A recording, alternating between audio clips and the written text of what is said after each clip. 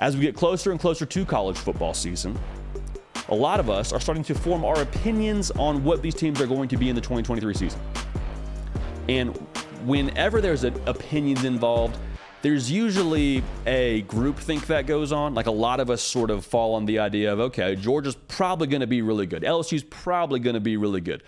Michigan, yeah, I think they're going to be one of the best teams in the country.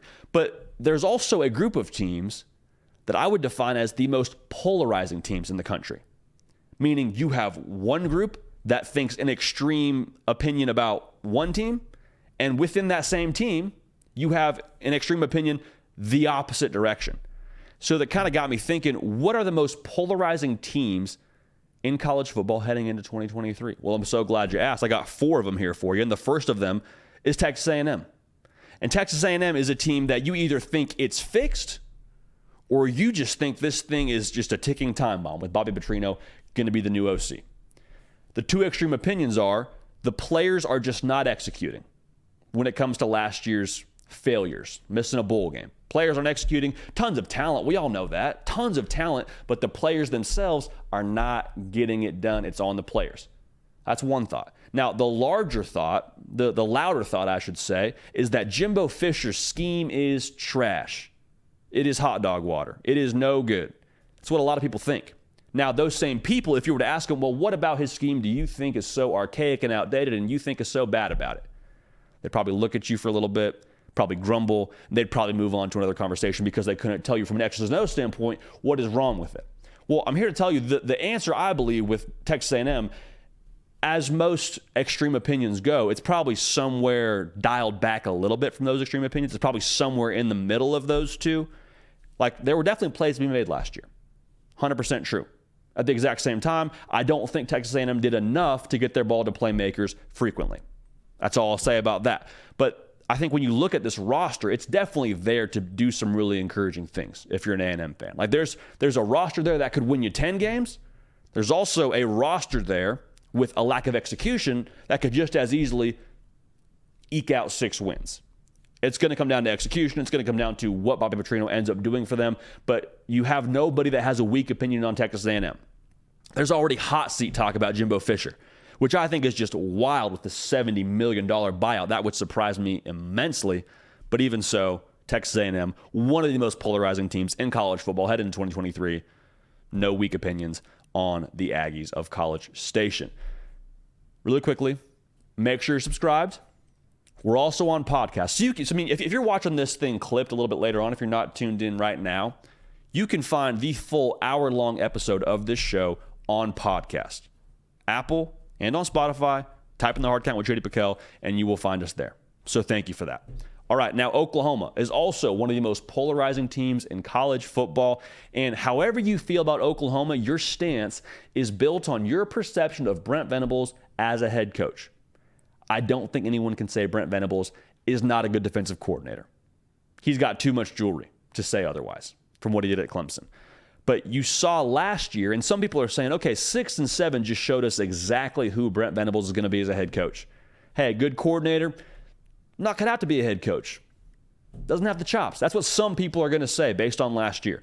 Now, some people are going to take a step back and say it was his first year. I see what he did through the portal. Give him some time to really build his roster and build this defense the way he wants it. And maybe we have a different conversation. But the crowd that is most loudly against Brent Venables is living in the snapshots world. When I say that, I mean, you remember the 49-0 loss against Texas in the Red River rivalry. You remember getting 55 points hung against them from TCU. That's what you remember if you're against Brent Venables. And I don't think that's incorrect, but I do think it's a little bit incomplete when you talk about Brent Venables going forward at Oklahoma. You have some people that think they're barely going to make a bowl game. You have other people picking them to win the Big 12. I mean, Oklahoma, according to the media at Big 12 Media Days, finished third. Finished third in the Big 12 Conference. So that means they were getting some first-place votes. The beautiful thing is they don't play the football season in July.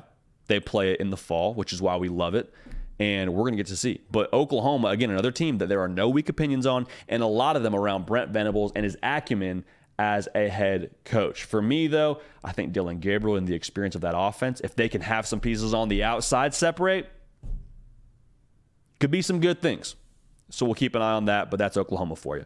Now, this is arguably, I think, the most visible and most polarizing team in the entire country, and that's Alabama.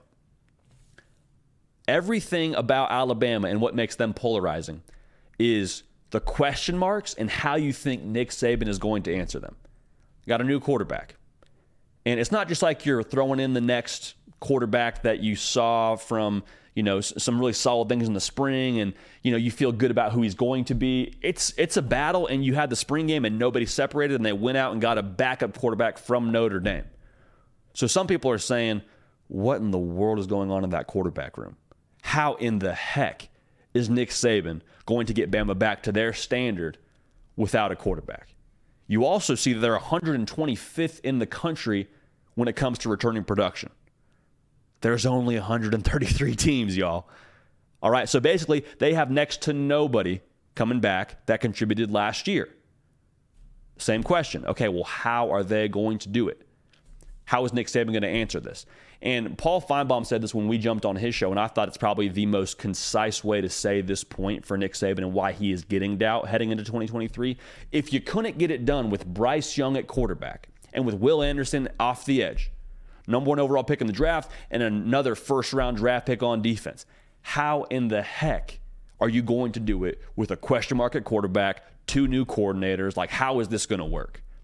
Now, there's another group of people that say, listen, and I fall in this camp, and you all have heard me say it a few times, I want to bet against Nick Saban.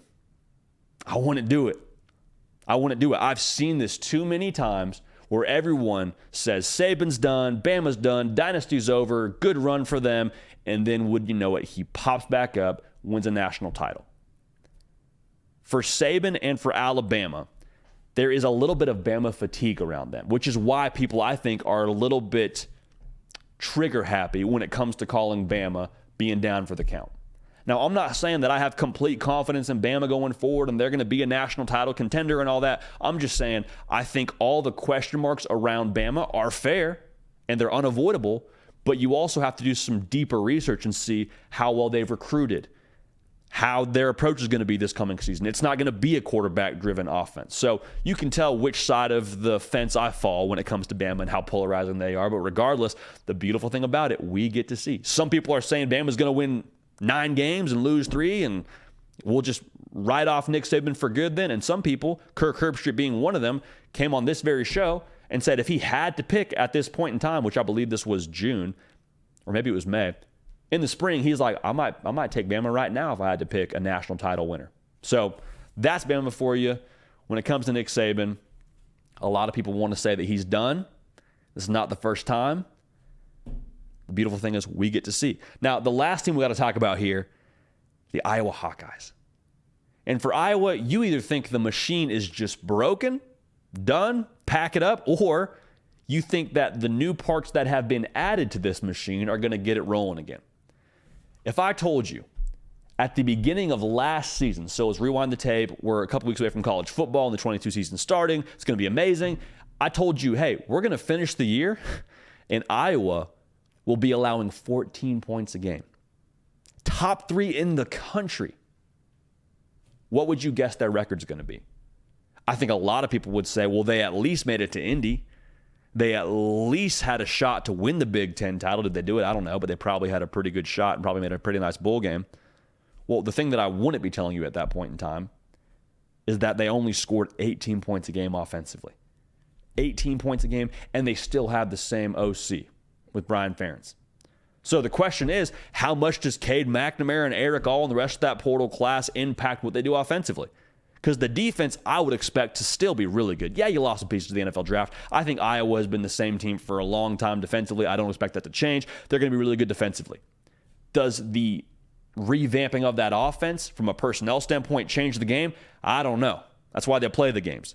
But a lot of people think Iowa's just an offense away, and they wouldn't be wrong. But to put all your chips on Cade McNamara, I would be a little bit more slow to do.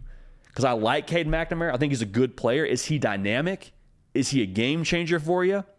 That was one of the reasons why he wasn't the guy at Michigan.